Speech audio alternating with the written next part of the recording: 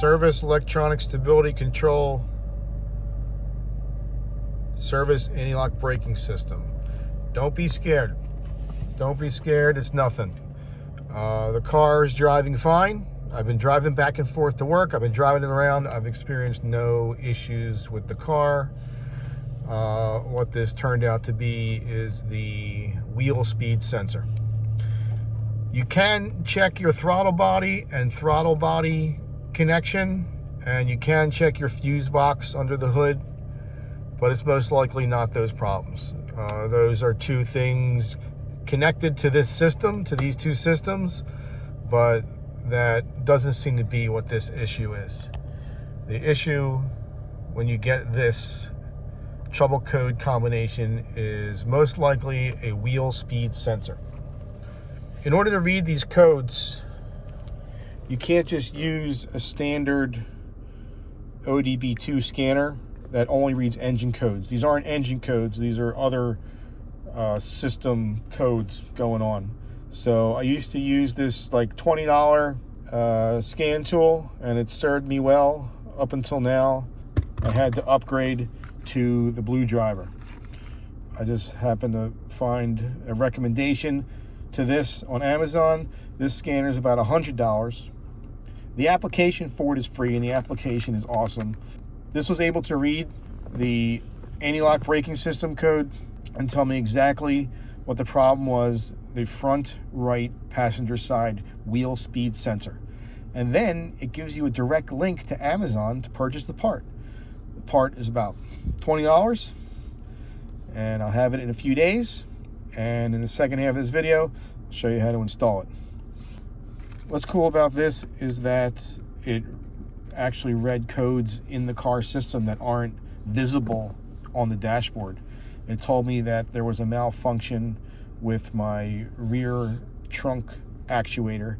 And that's something I had actually fixed a few weeks ago, and there's another video on my channel that shows you how to replace your rear trunk release actuator. And then it also told me that there was a humidity control module that's gone bad, which I think might be related to the automatic climate control. But anyway, it told me there was a malfunction there with a module. Direct link to Amazon. I'm going to buy that part for $30 and hopefully fix that as well. So don't fear, however, you do need the right scanner to read these type of codes, but this combination led to a wheel speed sensor, $20 on Amazon. Let's take a look at how to fix it.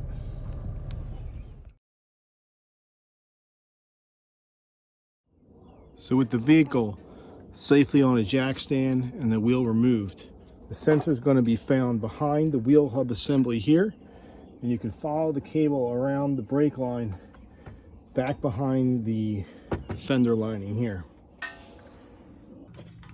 There's a little plastic mounting clip here that I'm going to remove to get better access to the 10mm bolt underneath, which is where the head of the sensor is. The new cable comes with this plastic clip here, so if it breaks while I'm trying to get it out, that might be okay.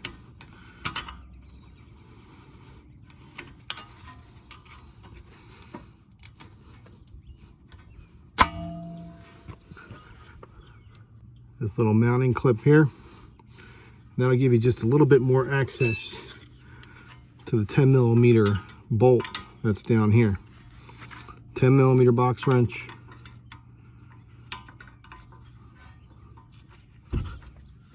It is a little tight space, so a flat, just standard box wrench is probably all you need. And once you get it loose,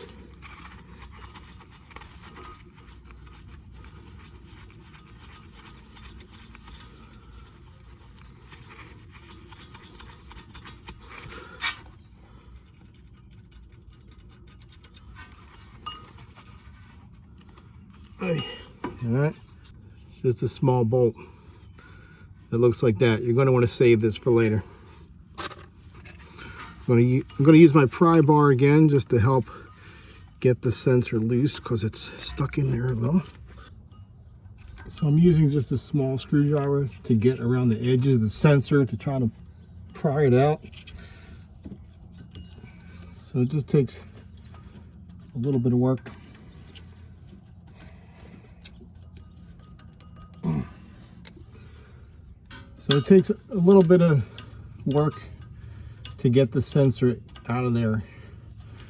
Yeah, it's been in there for a long time, so I'm just kind of using a small screwdriver to get in those edges and pry it out, and just my hand to try kind of wiggle it out. And you turn it clockwise, and there it is. So you can see how dirty that sucker is. It's got some rust on it. So this, if the scanner's right, this is what went bad here. So again, just use like a small screwdriver or something to help start prying it out. And then it's, I believe, looking at it from its point of view, quarter turn clockwise, and that should come out like so.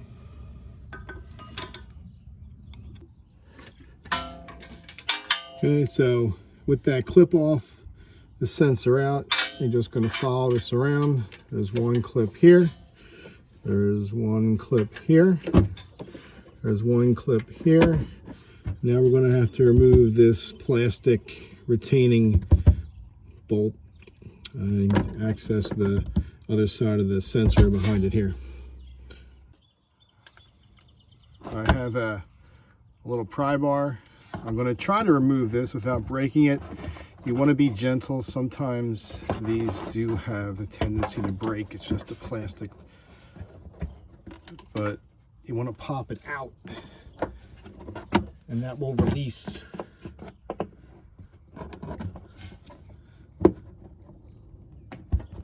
Excellent. It's like a turkey baster popper. All right, so you just want to pop out this top portion, and that's what releases the clip underneath. And that will give us access behind this panel. So hiding behind this panel, fender panel, where we just pulled that little plastic bolt out. Here's the other end of the sensor. So first thing, there's it's attached to a little clip here. So to give you better access to work with it, you're going to want to jiggle it a little bit, and it should just pull down. All right, you can see this is where it's mounted to. There's actually a little release catch at the bottom. So we mount it back up, we're going to push up on it like that. So that's down. Remove the red safety clip, which I don't know if I can do with one hand. Stand by. So I needed two hands to do this. So I used a screwdriver just to help pop this red clip up. And then I did use a pliers just to help kind of jimmy it out. And you're going to want to remove this completely. Try to remember which direction it goes in. So, and don't lose this. To remove the sensor, there's a little tab right here where my thumb is. Push that down. That'll release the sensor. So here is the complete sensor removed. And now we're just going to do this process in reverse to put the new one in. So here's our new sensor. Nice, fresh, clean, black. And you also do want to make sure, don't get this sensor dirty. So I'm going to try to keep that out of the way. And step one, line up the pins.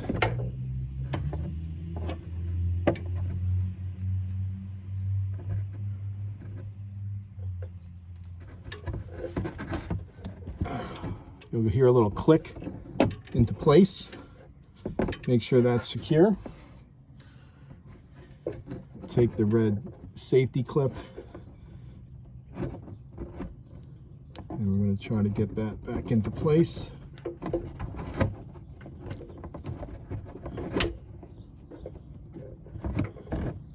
So it goes down back inside that little release button. And there you go.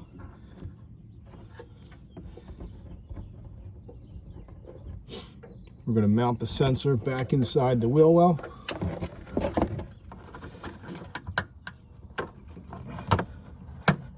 All right, push up on that till it's secure. That looks good. This guy here, we can actually, this new sensor actually comes with a new one of these, which looks like it's like a pull tab, and you pull up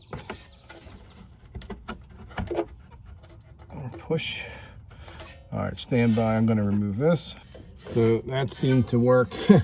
I actually got this pliers to one end push back on that release here and grab it from underneath and kind of jimmy it up and off. So it pops up. Here's the new piece.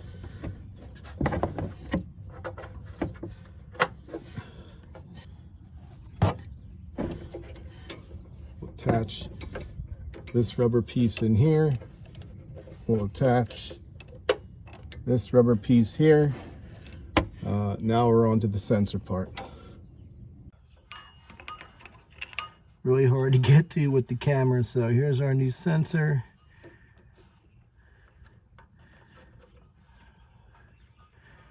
We're going to start it off to the side and rotate counterclockwise back to that hole. I want to make sure that it's pressed down and seated. I'm going to hand thread my bolt back in.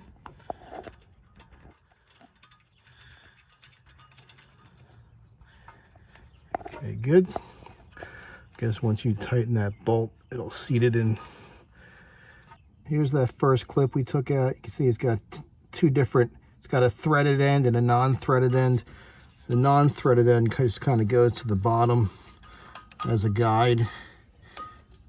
And you just want to push that other end through like that. And that will hold it in place. Okay, good. Okay, I still need to tighten this bolt and replace the fender well fastener. All right. Gonna hand tighten that 10mm bolt back up. It really only takes a few turns.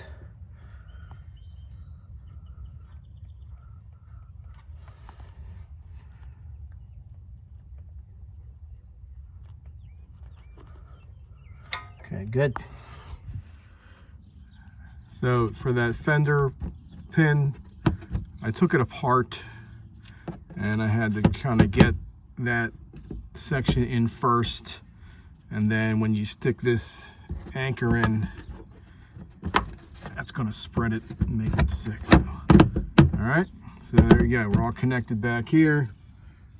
There's the line going across, and I retightened that 10mm. Reattach this up here. Let's get the wheel back on, jack it down, and hook it up to the code reader.